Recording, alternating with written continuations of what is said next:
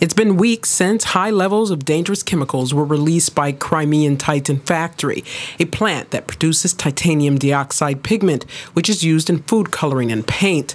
The reasons that caused the chemical leak and the actual chemical released, however, are still disputed.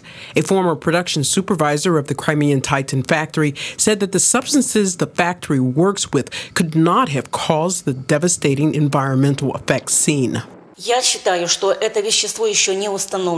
I think this chemical agent hasn't yet been identified. All the ecologists who take probes here say it is anhydride chloride. I know perfectly well that there is no such substance in the factory. The factory doesn't work with such form of chlorine. Residents had been complaining about a foul smell and rust-colored sticky substance on surfaces since August 23rd. Occupying authorities were slow to react and Russian media to report, and questions remain unanswered. Ecologists should carry on with their work and provide the population with concrete information on what kind of substance it was and what gave such a reaction. What did key rust even in closed garages?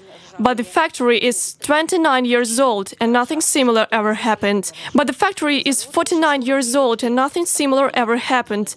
Why did the leaves all fall? Why are the trees bare? I think a lot of work needs to be done. It is the simplest way to accuse the factory of everything. Some residents of Armyansk said they still suffer from physical discomforts caused by the released chemicals, despite what authorities say. They say everything is good, it does no harm. What do they mean it does no harm? We are waking up with a headache and an itchy throat. I'm talking now, and when I get home I won't be able to speak because my throat is very itchy. On September 5th, Russian-backed Prime Minister of occupied Crimea, Sergei Aksanov, said that the Crimean Titan plant would be temporarily closed for 2 weeks to investigate, which means it is scheduled to reopen soon, despite no official announcements as to the causes and the resolution of the chemical leak.